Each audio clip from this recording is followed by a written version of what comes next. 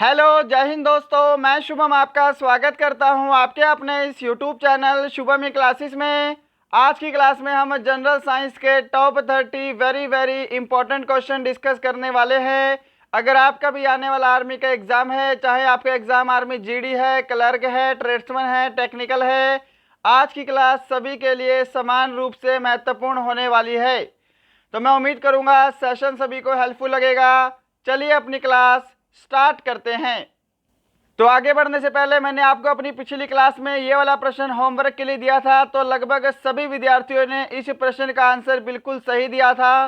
पहले इस प्रश्न को डिस्कस कर लेते हैं। प्रश्न है, अंग्रेजी चैनल तैरकर पार करने वाली पहली भारतीय महिला कौन थी? तो इसका राइट आंसर क्या रहेगा? इसका राइट आंसर रहेगा ऑप्शन डी, आरती साहा। राइट। तो बढ़ते हैं अपनी क्लास की तरफ। तो देखिएगा, प्रश्नों की संख्या 30 है और मैं आपको टारगेट दे रहा हूं 25 क्वेश्चन राइट करने का। पहला प्रश्न आपके सामने स्क्रीन पर, जल्दी से सभी को आंसर करना है। सोने के आभूषण बनाते समय उसमें कौन सी धातु मिलाई जाती है? तांबा, लोहा, एल्यूमिनियम या फिर सीसा? Which metal is mixed in making gold jewellery? तो आंसर मैच करेंगे। अगर आप सभी ने यहाँ पे ऑप्शन ए को आंसर दिया है तांबा, आपका आंसर बिल्कुल करेक्ट होगा। क्वेश्चन नंबर सेकंड आपके सामने स्क्रीन पर, निम्नलिखित में से सबसे भारी धातु कौन सी है? लिथियम, हीलियम, ऑस्मियम या फिर प्लेटिनम? तो आंसर मैच कीजिएगा। अगर आपने इस प्रश्न का आंसर ऑप्शन सी को दिया है ऑस्मियम, तो आपका आंसर बिल्कुल राइट होगा। ऑस्मियम जो है यह सबसे भारी धातु है। सभी को टेस्ट कंप्लीट लगाना है और मेरे से पहले आंसर देने का प्रयास करना है। लास्ट में मुझे सभी का स्कोर कमेंट बॉक्स में चाहिए ही चाहिए। क्वेश्चन नंबर थर्ड, रात्रि में पेड़ के नीचे सोना हानिकारक होता है क्योंकि पेड़ डैश गैस छोड़ते हैं? Oxygen, carbon monoxide, carbon dioxide या फिर नाइट्रोजन? तो आंसर मैच कीजिएगा। ऑप्शन सी जिन्होंने आंसर दिया है कार्बन डाइऑक्साइड, उनका आंसर बिल्कुल करेक्ट होगा। नेक्स्ट है आपके सामने क्वेश्चन नंबर 4, बायोलॉजी के जन्मदाता कौन है? सिंपल सा क्वेश्चन है, जल्दी से सभी को आंसर करना है। Who is the father of biology? इसको हिंदी में भी दे सकता है, आपको यहाँ पे लिख सकता है कि जीव विज्ञान के जनक कौन है। तो क्या आंसर कर रहे हो? जिन्होंने भी यहाँ पे ऑप्शन सी को आंसर दिया है अरस्तु, उनका आंसर बिल्कुल करेक्ट होगा। बढ़ते हैं नेक्स्ट क्वेश्चन नंबर 4 की तरफ। क्वेश्चन नंबर 5 आपके सामने है, निम्नलिखित में से किस क्रांति का संबंध उर्वरक के उत्पादन से है? Which of the following revolution is related to fertiliser production? रजत क्रांति, भूरी क्रांति, गोल क्रांति या फिर पीली क्रांति? क्या आंसर कर रहे हो? अगर आप सभी ने यहाँ पे ऑप्शन बी को आंसर दिया है भूरी क्रांति, तो आपका आंसर बिल्कुल करेक्ट होगा। चलिए बढ़ते हैं नेक्स्ट पे। क्वेश्चन नंबर 6 आपके सामने स्क्रीन पर, कोबाल्ट 60 कौन सी किरणें उत्सर्जित करता है? तो देखिएगा, सबसे पहले आपको पता होना चाहिए जो कोबाल्ट 60 है यह किसके उपचार के लिए उपयोग किया जाता है। तो इस किरण का उपयोग कैंसर के उपचार के लिए किया जाता है, ये आपको पता होना चाहिए। और ये कौन सी किरणें उत्सर्जित करता है? तो यहाँ पे आपका राइट आंसर ऑप्शन सी होगा, ये गामा किरणें उत्सर्जित करता है, क्योंकि गामा किरणों की वेधन क्षमता सबसे अधिक होती है, ये भी आपको पता होना चाहिए। ये सभी जितने मैं पॉइंट बता रहा हूं ये अपने आप में एक प्रश्न है। क्वेश्चन नंबर 7 आपके सामने है, स्वाइन फ्लू फैलाने वाले वायरस का नाम क्या है? ऑप्शन आपके सामने है, अगर आपको समय चाहिए तो सेशन को जरूर रोकिएगा। तो आंसर मैच करेंगे। अगर आप सभी ने यहाँ पे ऑप्शन सी को आंसर दिया है H1N1, आपका आंसर बिल्कुल करेक्ट होगा। इसी के साथ आपको बर्ड फ्लू का भी पता होना चाहिए। बर्ड फ्लू फैलाने वाले वायरस का नाम क्या है? तो वो है आपका H5N1। क्लियर है सभी को? चलिए बढ़ते हैं नेक्स्ट क्वेश्चन की तरफ। क्वेश्चन नंबर 8 आपके सामने है, वेरी वेरी इंपॉर्टेंट। क्रेस्कोग्राफ का आविष्कार किसने किया? Who invented the crescograph? Lamarck, Johannsen, Jagadish Chandra Bose या फिर एम.एस. स्वामीनाथन? तो यहाँ पे आंसर जिन्होंने भी ऑप्शन सी को दिया है जगदीश चंद्र बसु, उनका आंसर बिल्कुल करेक्ट होगा। और साथ में आपको पता होना चाहिए क्रेस्कोग्राफ क्या करता है, पौधों की वृद्धि का नियंत्रण करता है, यानी कि पौधों की वृद्धि को मापने वाला एक यंत्र है, ये आपको पता होना चाहिए। क्लियर है? चलिए बढ़ते हैं नेक्स्ट क्वेश्चन की तरफ। क्वेश्चन नंबर 9 आपके सामने है, न्यूट्रिनो की खोज किसने की? क्वेश्चन जो है ये वेरी वेरी इंपॉर्टेंट है, ध्यान से आंसर देना है। क्वेश्चन आपसे क्या पूछा गया है? अगर आपने यहाँ पे चैडविक को आंसर किया है तो आपका आंसर गलत होगा, क्योंकि यहाँ पे न्यूट्रॉन नहीं पूछा, आपसे पूछा है न्यूट्रिनो की खोज किसने की। तो यहाँ पे आपका जो राइट आंसर रहेगा वो ऑप्शन सी रहेगा, पाउली। क्या सभी ने ऑप्शन सी को आंसर दिया है? चलिए बढ़ते हैं नेक्स्ट पे। क्वेश्चन नंबर 10 आपके सामने है, कार्य का सीजीएस मात्रक क्या है? Question very very important. What is the CGS unit of work? तो अगर आपने यहाँ पे ऑप्शन ए को आंसर दिया है तो ये भी आपका गलत होगा। जूल जो है ये कार्य का एसआई मात्रक होता है। हमसे पूछा है सीजीएस मात्रक, तो कार्य का सीजीएस मात्रक क्या है? अर्ग है। आपका ऑप्शन सी जो है ये बिल्कुल करेक्ट आंसर होगा। क्या सभी को समझ में आया है? चलिए बढ़ते हैं नेक्स्ट पे क्वेश्चन नंबर 11 की तरफ। क्वेश्चन नंबर 11 है आपके सामने, निम्न में से कौन सा पदार्थ पानी में जलता है? Which of the following substance Burns in water? Manganese, sodium, aluminium या फिर ब्रोमीन?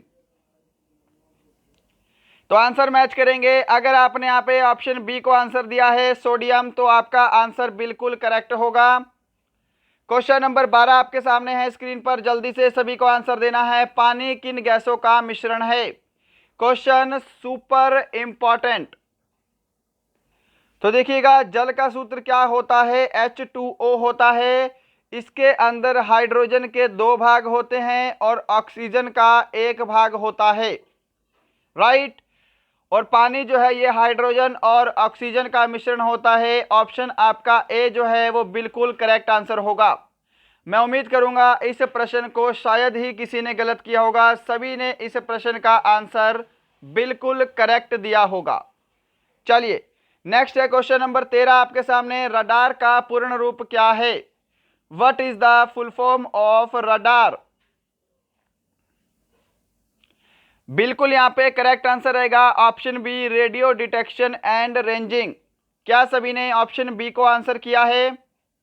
चलिए नेक्स्ट है क्वेश्चन नंबर 14 आपके सामने स्क्रीन पर, निम्न में से कौन सा उपकरण रासायनिक ऊर्जा को विद्युत ऊर्जा में परिवर्तित करता है? Which of the following device converts chemical energy into electrical energy? Transformer, battery, electric generator या फिर डायनमो? आंसर मैच करेंगे। ऑप्शन बी जिन्होंने आंसर दिया होगा बैटरी, उनका आंसर बिल्कुल करेक्ट है। बैटरी रासायनिक ऊर्जा को विद्युत ऊर्जा में बदलता है। क्वेश्चन नंबर 15 आपके सामने है जी स्क्रीन पर, चौक का रासायनिक नाम क्या है? What is the chemical name of chalk? तो ऑप्शन यहाँ पे सी अगर आपने आंसर दिया है कैल्शियम कार्बोनेट, आपका आंसर बिल्कुल सही होगा। अगर आपसे पूछे चौक का सूत्र क्या है, यानी कि कैल्शियम कार्बोनेट का सूत्र क्या है, तो क्या होता है? CaCO3। नेक्स्ट है क्वेश्चन नंबर 16 आपके सामने, और देखिएगा ये 30 प्रश्न कंप्लीट होने के बाद आज फिर से आपको एक प्रश्न होमवर्क के लिए दिया जाएगा, तो सभी को अपना होमवर्क भी लेकर जाना है। क्वेश्चन नंबर 16 है सिंपल सा, निम्न में से कौन सा मूल तत्व है जो सभी जैविक यौगिक में उपस्थित होता है? ऑक्सीजन, हाइड्रोजन, फास्फोरस या फिर कार्बन? यहां पर बिल्कुल राइट आंसर आपका ऑप्शन डी रहेगा। कार्बन ऐसा जैविक तत्व है जो सभी जैविक यौगिक में उपस्थित होता है। क्वेश्चन नंबर 17 आपके सामने स्क्रीन पर है, वेरी वेरी इंपॉर्टेंट। निम्नलिखित में से कौन सी एक उत्कृष्ट धातु है? लोहा, चांदी, कांसा, aluminium. Which of the following is a noble metal? तो पहले आपको यह भी पता होना चाहिए कि नोबल धातुएं कौन कौन सी होती हैं। जैसे सोना हो गया, चांदी हो गया, पैलेडियम हो गया, ये सभी की सभी क्या है? नोबल धातुएं हैं। यहाँ पे आपका ऑप्शन बी राइट आंसर होगा। चांदी क्या है? एक नोबल धातु है। चलिए बढ़ते हैं नेक्स्ट क्वेश्चन की तरफ। क्वेश्चन नंबर 18 आपके सामने स्क्रीन पर। कीटनाशक डीडीटी का आविष्कार किसने किया? Who invented the pesticide DDT? John Salk, doctor Paul Muller, Hargobind Khorana या फिर रोनाल्ड रॉस? तो क्या आंसर कर रहे हो? यहाँ पे जिन्होंने भी ऑप्शन बी को आंसर दिया है डॉक्टर पॉल मुलर, आपका आंसर बिल्कुल राइट होगा। कीटनाशक डीडीटी का आविष्कार डॉक्टर पॉल मुलर ने किया है। चलिए बढ़ते हैं क्वेश्चन नंबर 19 की तरफ। क्वेश्चन नंबर 19 आपके सामने है। मानव रक्त प्लेटलेट्स डैश छोड़ते हैं जो रक्त के थक्के बनाने में मदद करता है। ऑप्शन आपके सामने है प्रोथ्रोम्बिन, सुक्रोज, फ्रक्टोज या फिर फाइब्रिन। जल्दी से आंसर दीजिएगा तो आंसर मैच करेंगे। अगर आप सभी ने ऑप्शन ए को आंसर दिया है प्रोथ्रोम्बिन, आपका आंसर यहां पर बिल्कुल राइट होगा। चलिए नेक्स्ट है क्वेश्चन नंबर 20 आपके सामने स्क्रीन पर। ऑक्टोपस के खून का रंग कैसा होता है? Very very important. लाल, नीला, गुलाबी या फिर सफेद? What is the colour of blood of octopus? तो आंसर मैच करेंगे यहाँ पे ऑप्शन बी जिन्होंने आंसर दिया है नीला, उनका राइट आंसर होगा। ऑक्टोपस के खून का रंग नीला होता है। नेक्स्ट है क्वेश्चन नंबर 21 आपके सामने स्क्रीन पर। मस्तिष्क संबंधी बीमारियों का निरूपण करने के लिए किस उपकरण का प्रयोग किया जाता है? तो यहाँ पे जिन्होंने भी ऑप्शन बी को आंसर दिया है ईईजी, उनका आंसर बिल्कुल करेक्ट होगा। और कमेंट बॉक्स में मुझे ईईजी का फुल फॉर्म भी बताना है। जिसको भी फुल फॉर्म आता है ईईजी का, सभी को कमेंट करना है ईईजी का फुल फॉर्म क्या होता है। चलिए बढ़ते हैं नेक्स्ट क्वेश्चन पे। क्वेश्चन नंबर 22 आपके सामने है। एक कैलोरी लगभग कितने जूल के बराबर होती है?